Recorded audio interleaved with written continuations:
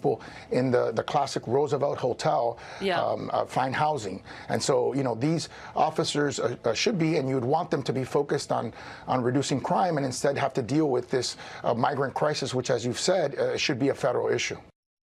And he very well could run for president. Meanwhile, a Manhattan grand jury could hear Marine veteran Danny Penny's case as soon as today.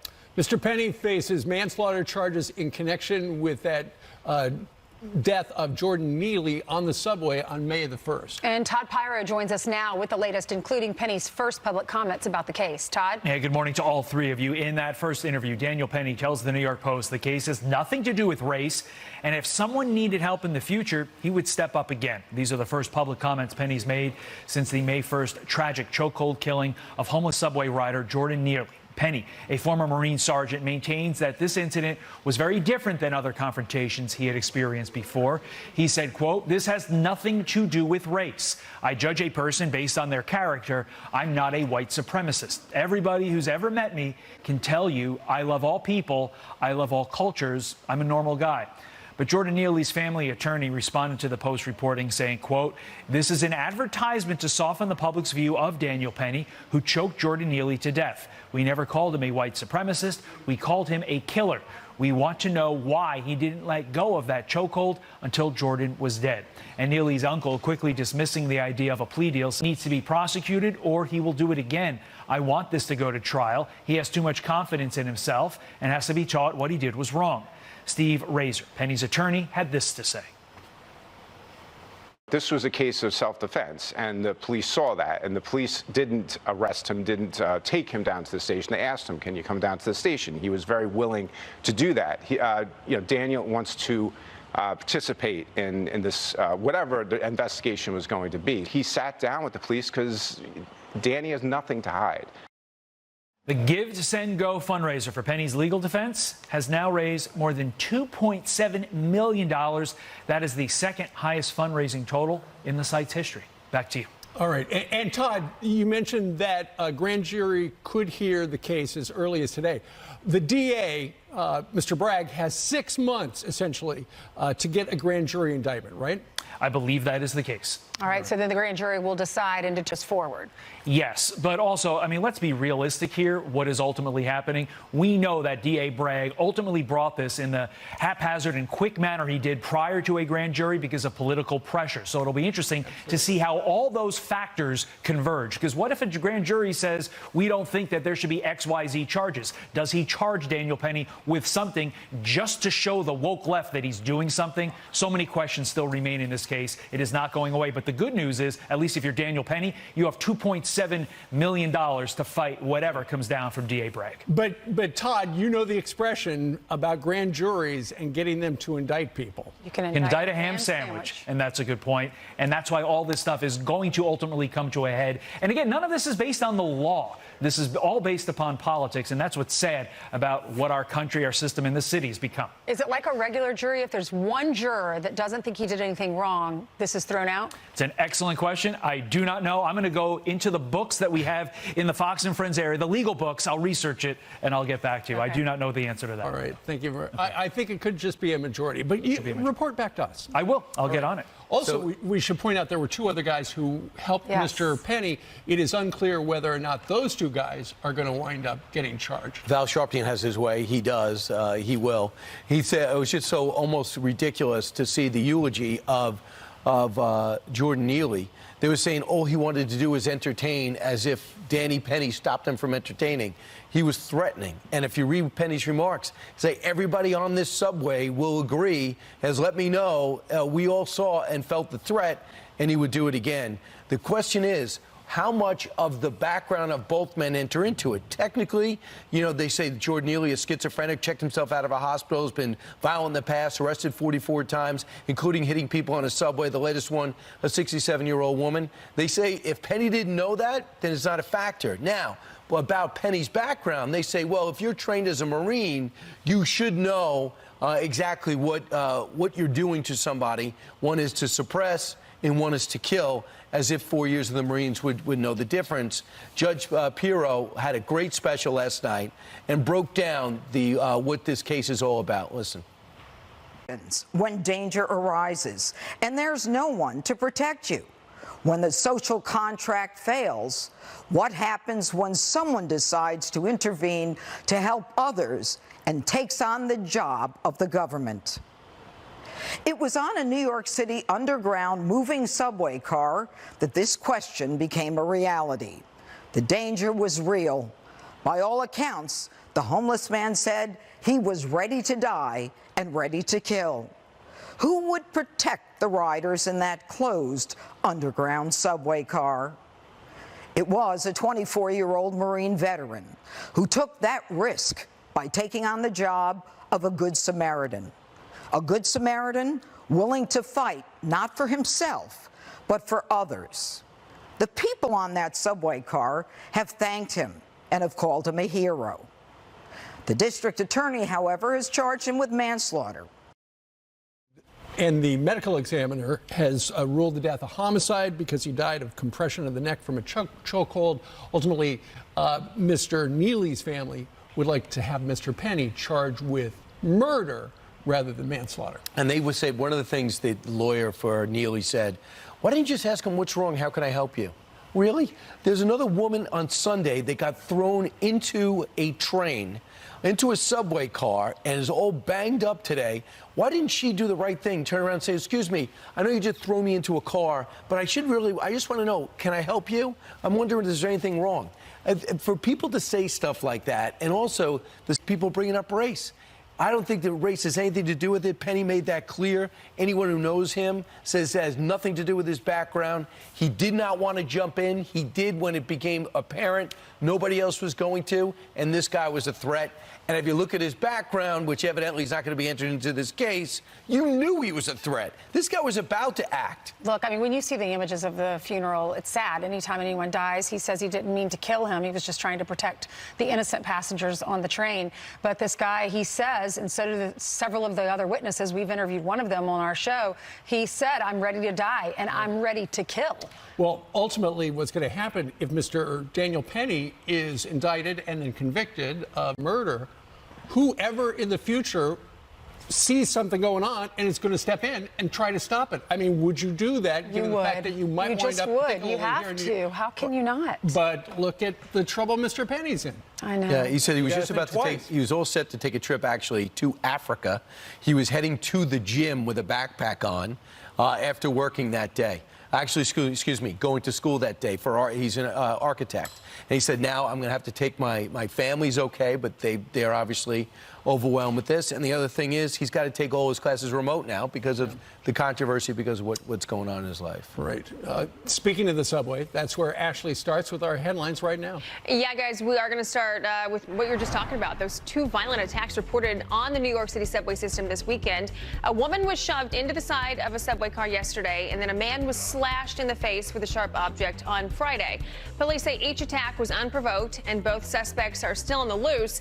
It comes as the family of the woman murdered in her Chinatown home last February files a lawsuit against the city and the NYPD officers who responded to the initial 911 call. The lawsuit claims the officers failed to enter her home and get her medical for over an hour. Her suspected attacker was homeless and had a lengthy rap sheet, including 4 pending charges.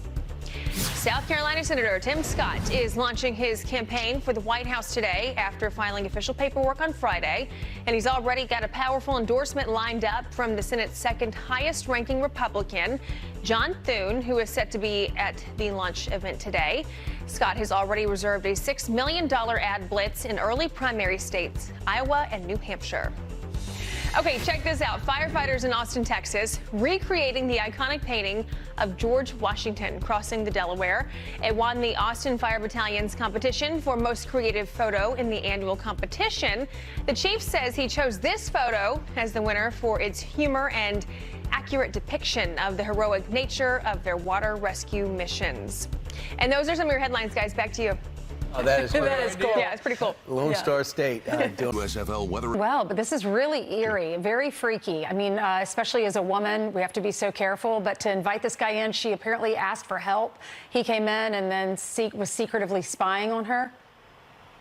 Yeah, it's terrifying behavior, and it's not something like it's a one-off event. This does happen. As a matter of fact, just this past week, there was a fellow, Mauricio Guerrero, who was convicted in Pennsylvania. He was known as the attic stalker, and he was taking photos of a young lady in her apartment from above, an OnlyFans model. So it does happen. I think one of the more chilling issues here, and if we can kind of reset and think about Idaho a little bit and what happened all those months ago, is the fact that there is an indication that he had full and total awareness of who was living in that home, open access to the home because it was not very well secured, that we've heard that. But here's a thought.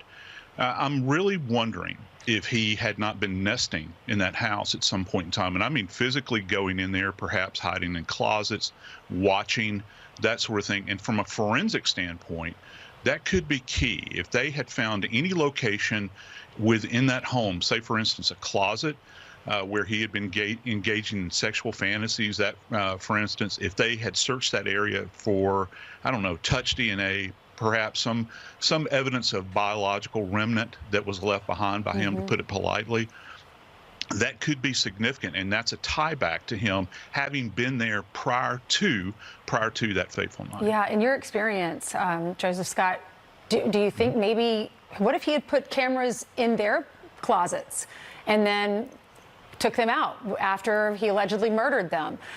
In your experience, do you see this kind of thing happen? Is there a trail of how they've stalked someone before they actually do the act? Yeah, and particularly with serial perpetrators, there's kind of goes along with them where these individuals start off as peepers. They'll peep in windows and that sort of thing, and that's something that many of us have thought about. That they'll also steal clothing as well to hold on to as trophies, and this is even prior to perpetration of say, for instance, a gruesome homicide. They want to be close to these individuals many times, and from a forensics perspective, that's key. What is really key is that did he hide any of these items away in that apartment that he may have, just sequestered so he could go back and kind of relive these fantasies. So sick. All right, so today he's set to be arraigned. Yeah. 9 a.m. his time. It'll be 12 o'clock our time here on the East Coast. What do we expect today? What does this mean? Well, what it's going to mean is, I think many of us didn't see this happening this quickly. So this kind of kicks this whole process into high gear at this point. And I hope the viewers will really understand what this means relative to the speed at which this is going to happen. His defense team is going to have to go into hyperdrive here in order to facilitate an effective defense for him. Because let me break this down for you. The state has access to their forensics lab, and not to mention the people at Quantico are involved in this. Remember, the FBI is vested now. They help track him across these multiple states, so all of their resources. So he's going to need everything from a digital analysis forensics expert to bloodstain pattern expert, perhaps a tool mark expert. I don't know if they'll use a forensic pathologist, but here's another interesting and fascinating aspect to this case. A lot of folks in the media have made hay over this idea that he studied criminal behavior, and of course those two things are not. That's not necessarily associated with forensic science. But they may have somebody that could speak to that on the stand that's going to have to counter what was said previously. Joseph Scott Morgan, thank you so much for coming on. Thank you, ma'am.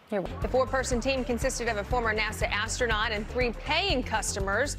Just about 2 hours from now, the crew is expected to dock with the International Space Station, the 8-day mission that will focus on research and educational outreach. Prominent civil rights attorney Ben Crump deleting his viral tweet attacking a pregnant New York City hospital worker after an altercation with a black man over a city bike. Crump tweeting a video of the altercation, saying Sarah Comrie weaponized her tears and painted the man as a threat. This comes just hours after Comrie's lawyer threatened to file a defamation lawsuit.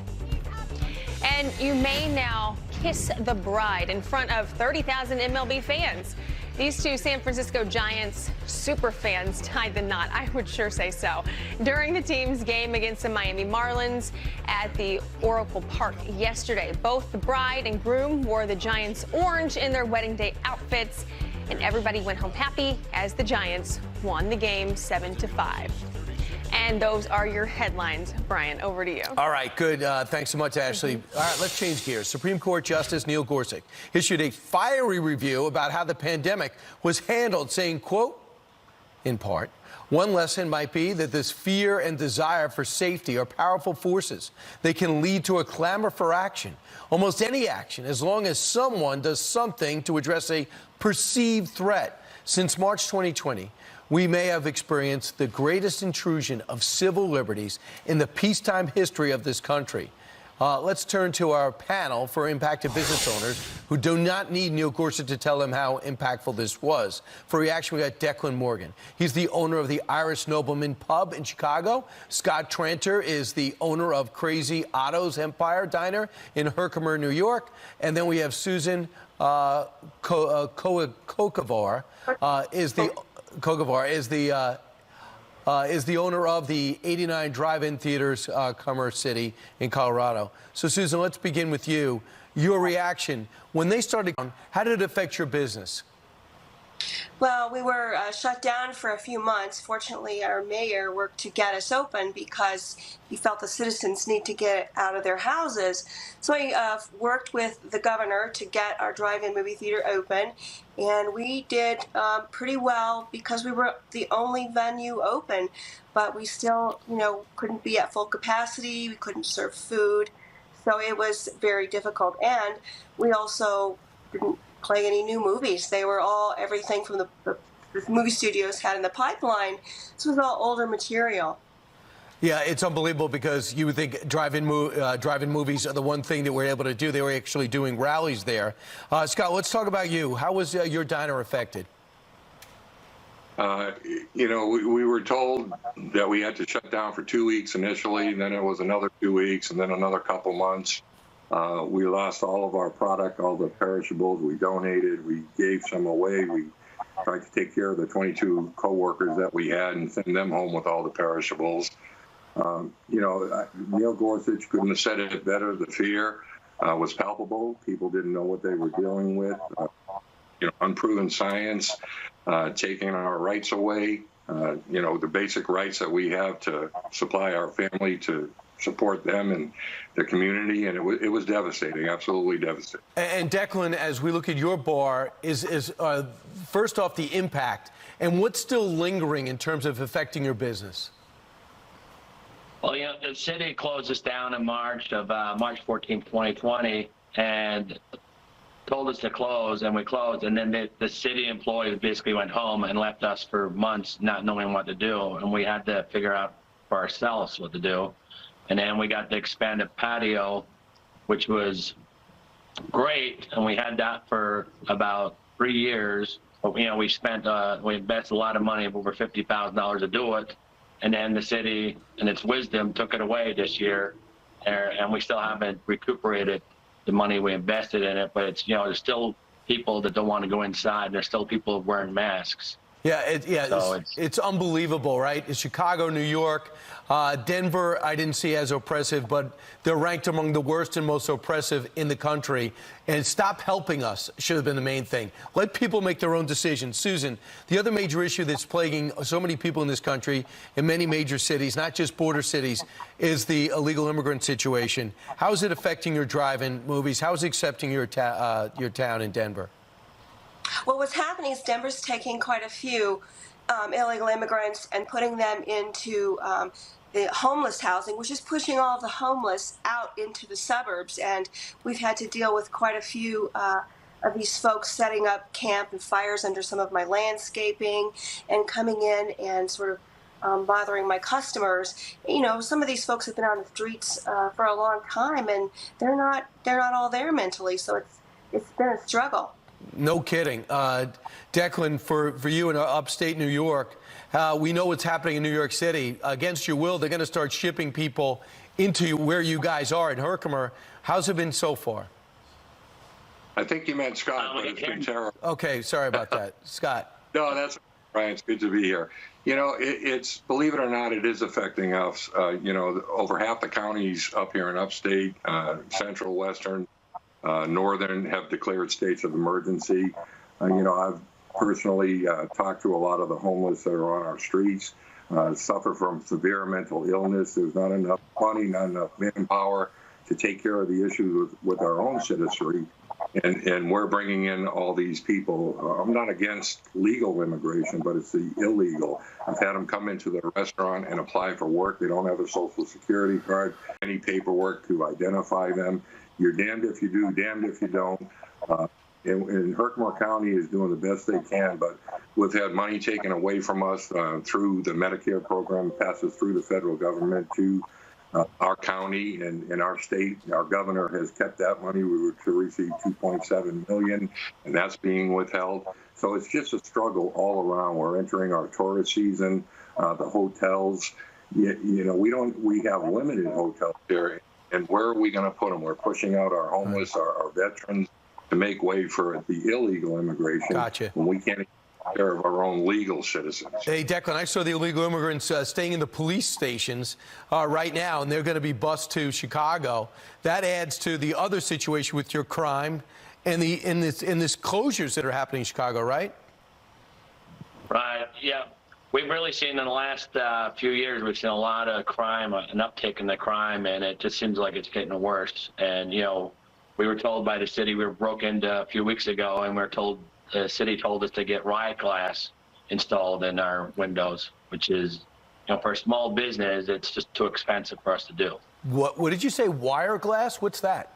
Riot glass. It's a film that goes over the windows, but we priced it out and it was over $80,000. And that's the city of Chicago sent us from the police department to basically patrol ourselves and put up riot glass. Two leaves a father dead, his two teenagers hurt. Police say the family was going through their grandfather's belongings on Saturday when the grenade detonated. Officials say they believe someone pulled the pin on the grenade, causing it to explode.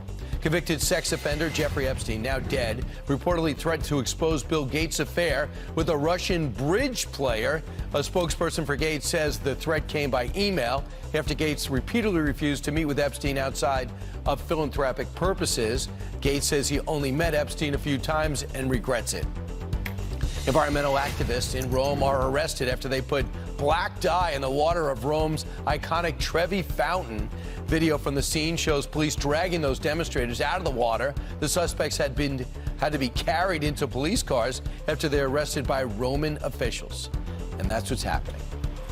All right, it is 22 minutes before Dennis Dean is out on the streets of New York City, where, you know what, it's nice. It is really nice. It's going to be nice for much of the work week, even into the weekend. You know, sometimes we don't get nice Memorial Day weekends here in the Northeast. It looks like it's going to be beautiful. Let's take a look at the maps, and I'll show you where we are dealing with. Oh, here we go. Here's the Fleetweed forecast. Beautiful conditions for much of the work week. It starts on Wednesday, by the way. And then we were talking about this drought monitor for Florida. Things are going to get wet for the next 7 days. We have this tropical disturbance off the coast of Florida that, regardless of whether it gets a name or not, it means the potential for heavy rainfall in the forecast. And then we also have area of low pressure off the coast of the Carolinas we're going to watch over the next couple of days in the Memorial Day forecast. Let's take a, my maps are having a bit of an issue, so I will just say that it's a beautiful day in the neighborhood. And I'm singing. Steve Ainsley Bryan. Wow, you have a beautiful voice. Just saying. That is a perfect forecast. Right. It is for New York. And you know what happens on Memorial Day? Sometimes we get a very wet forecast this weekend, so you're welcome. Well, the thing is, the Navy's used to water, so it don't bother them. Tell them thank you for your service. Absolutely. And buy them a drink. Thanks, Janice. Katie. All right, Governor Ron DeSantis reportedly preparing to throw his hat in the ring for 2024. Maybe this week, maybe next week. This as the NAACP issues a travel warning in Florida, claiming the state has become, quote, hostile to black Americans under DeSantis' leadership. So could this impact a potential run? Well, let's talk to somebody from Florida. Here with your reaction is House Representative Byron Donalds from the great state of Florida. Congressman, good morning to you. Good morning. Good morning, guys. How are you? I'm doing okay. Let us read just a little bit of this travel advisory from the NAACP. They say, under the leadership of Governor DeSantis, the state of Florida has become hostile to black Americans and in direct conflict with the democratic ideals that our union was founded upon. The NAACP hereby issues a travel advisory to African Americans and other people of color regarding the hostility towards African Americans in Florida. Why are they doing that? I have no idea. When I read this is just really stupid. It doesn't make any sense. Look, I've lived in Florida since 1996 after I graduated high school.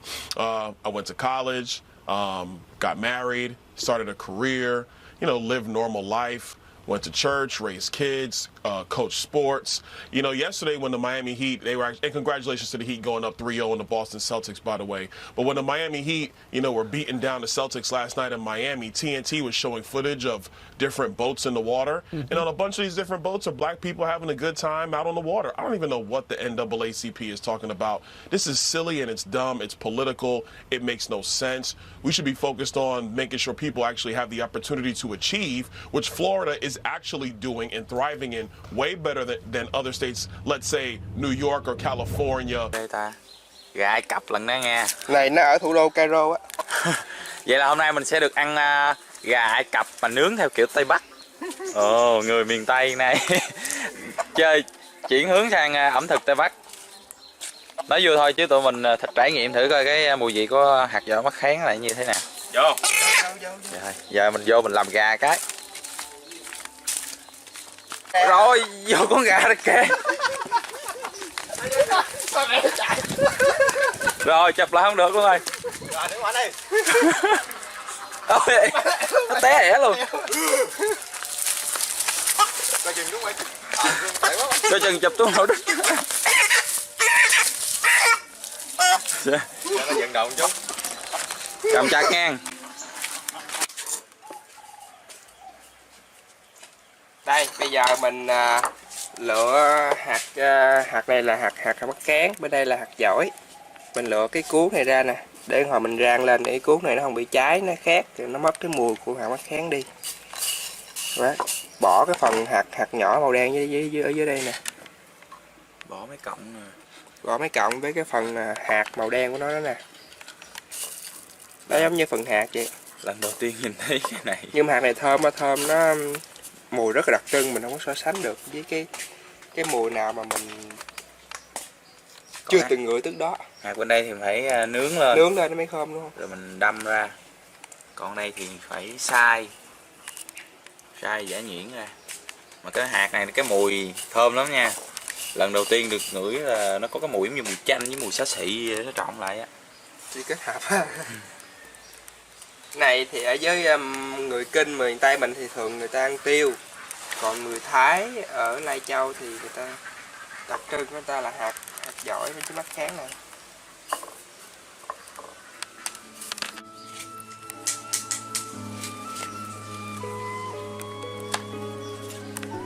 Bây giờ mình sẽ rang cái hạt dổi này lên trước các bạn. Con này mắc kháng hả? Này mới hạt dổi hả? Xin lỗi. Đó giờ không biết nha các bạn. Miền Tây không biết hai này. Rồi mình rang này lên. Mắc kháng, mắc kháng là hột nhỏ. Nè, này nó có hạt nè, đây là hạt nè. Có dầu nè. Đó, mới đây là dầu này không? Thôi, này cho nóng nè. Rang khô đúng không? Rang nhớ khô rồi mình giã sao? Sao người bán người họ không làm giùm mình luôn ha? Có làm mà. Giá nó khác thì về mình làm đúng không?